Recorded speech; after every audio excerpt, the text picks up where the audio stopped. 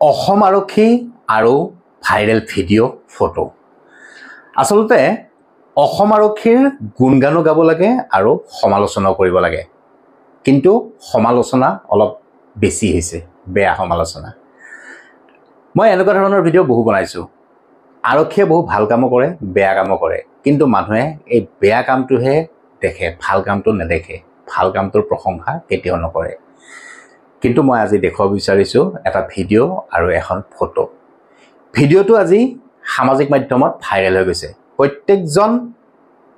প্ৰত্যেকজন ফেচবুককাৰীৰ পষ্টত আজি এই ভিডিঅ'টো হৈছে গুৱাহাটী মহানগৰীৰ অসম আৰক্ষীৰ কৰ্মকাণ্ডৰ নমুনা, যেন এখন কুৰুক্ষেত্ৰৰ যুদ্ধ। ভিডিঅ'টো হয়তো আপোনালোক সকলোৱে দেখিছে, তথাপিও মই আজি মই যিটো এতিয়া বৰ্তমান ভিডিঅ' বনাইছোঁ, এই ভিডিঅ'টো বনোৱাৰ স্বাৰ্থত ময়ো এতিয়া ভাইৰেল কৰিবলৈ গৈ আছোঁ।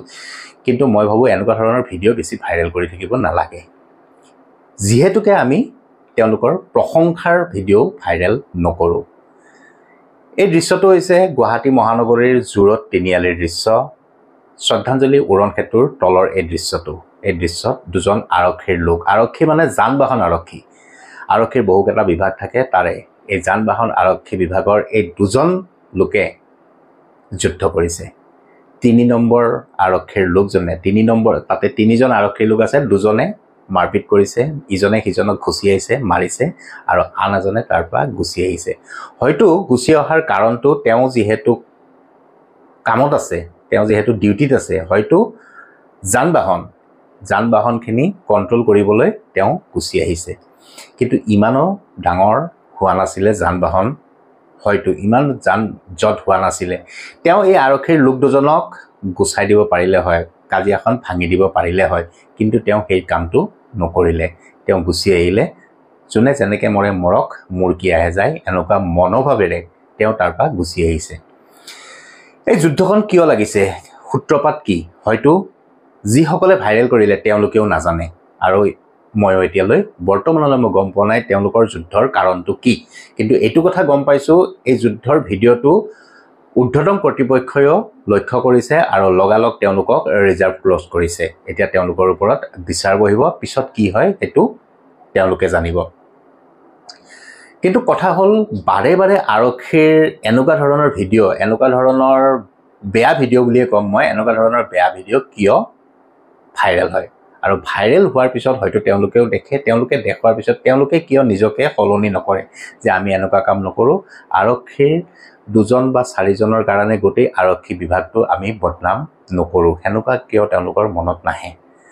বাৰু যিয়েই নহওক, ভুল চবৰে হয়, তেওঁলোকৰো হয়তো ভুল হৈছে, যিহেতুকে পৃথিৱীত গৰমৰ পৰিমাণ বেছি হৈছে, গৰম বেছি হৈছে, সকলোৰে গৰমত মাথাবোৰ বেয়া হৈ যায়, ধৈৰ্যৰ সীমা পাৰ হৈ যায়, হয়তো তেনেকুৱা এটা কাৰণত এই যুদ্ধখন হৈছে।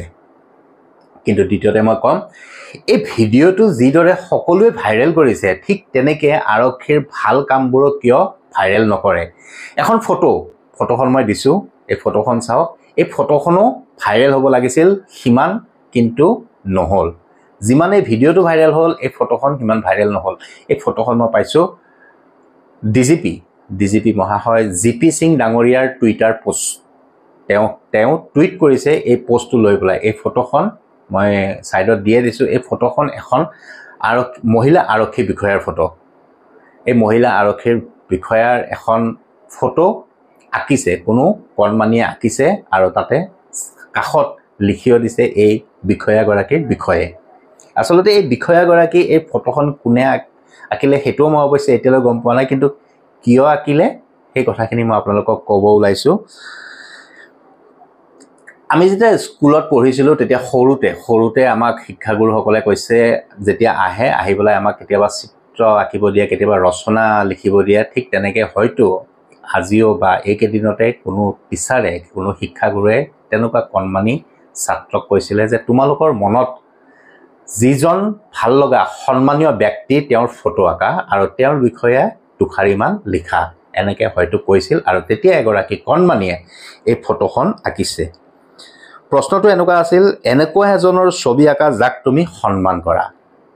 গতিকে ফটো এখন আঁকিছে এই ফটোখন এইখন হৈছে অসম আৰক্ষীৰ এগৰাকী মহিলা আৰক্ষী বিষয়া দ্বিতীয়তে কোৱা আছে কিয় সন্মান কৰা সেই বিষয়েও দুই এষাৰ কথা লিখা তেতিয়া তেওঁ লিখিছে শ্ৰীযুতা পাৰমিতা সৰকাৰ মেম মোৰ অতি প্ৰিয় আৰু সন্মানীয় নাৰী তেখেতে নগাঁও জিলাৰ ডিএছপি হিচাপে কৰ্মৰত তেখেতে মোক বহুত মৰম কৰে তেখেতে মোক জীয়াই থকাৰ প্ৰেৰণা দিছে আৰু লিখিছে তেখেতে অতি সুশিক্ষিত নাৰী তেখেতে মোৰ মনৰ কথা বুজি পায় হয়তো এই কণমানি যিগৰাকী কণমানি এই ছবিখন আঁকিছে যিখিনি লিখিছে তেওঁ এই আৰক্ষী মহিলা বিষয়াগৰাকীক ওচৰৰ পৰা পাইছে তেওঁৰ মনৰ ভাৱ মনৰ কথাবোৰ সেই আৰক্ষী বিষয়াগৰাকীয়ে শুনিছে আৰু লগালগ সমাধান কৰিছে আৰু তেতিয়াই এই ভাল ভাৱধাৰাটো এই কণমানিৰ মনত সোমাই গৈছে আৰু আজি এনেদৰে এই ফটোখন আঁকিছে আৰু দুখাৰিমান লিখিছে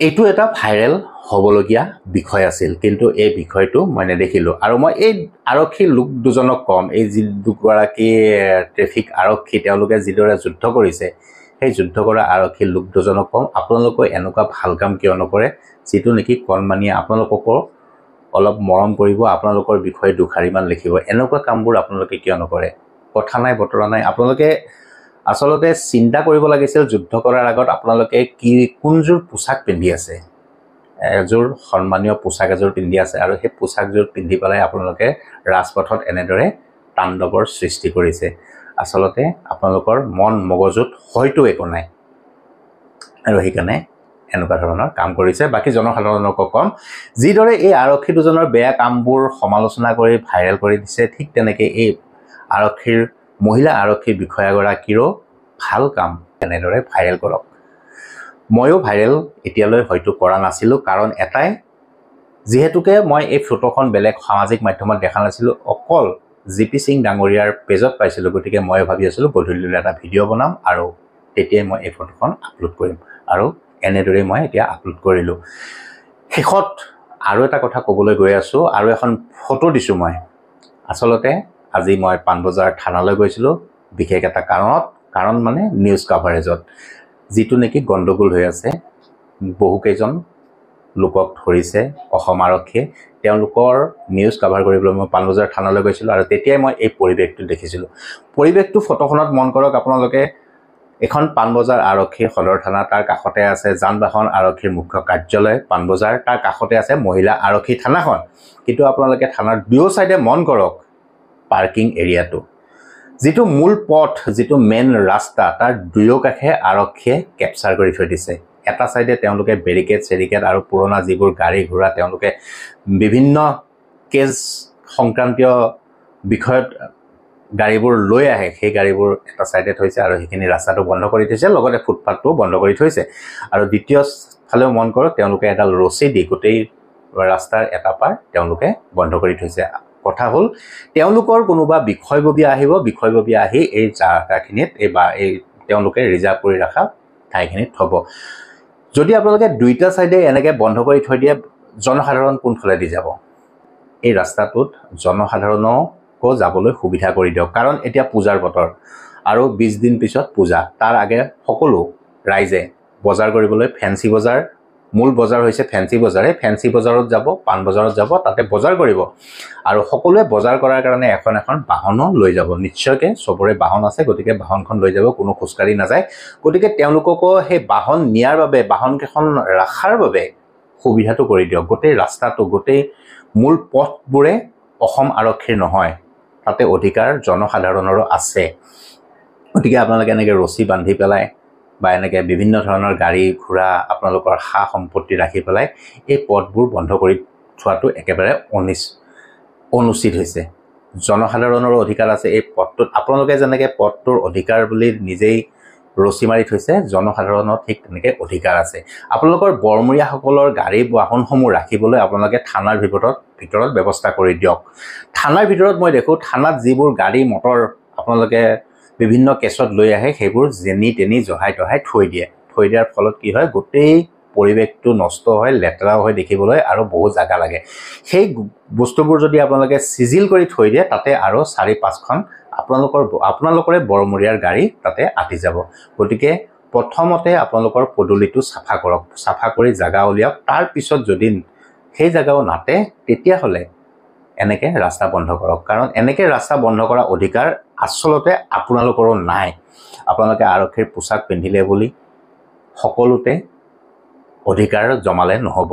গতিকে চিন্তা কৰক, পূজা আহি আছে, পূজাৰ বতৰত বহু ভিৰ হ'ব। গতিকে এই পূজাক লৈয়ে আপোনালোকে এই পথবোৰ এনেকৈ বন্ধ কৰি নথ'ব। মোৰ এইটো অনুৰোধ বুলিয়ে ধৰি ল'ব পাৰে। ধন্যবাদেৰে আজিৰ এই ভিডিঅ'টো মই ইয়াতে সমাপ্ত কৰিছোঁ।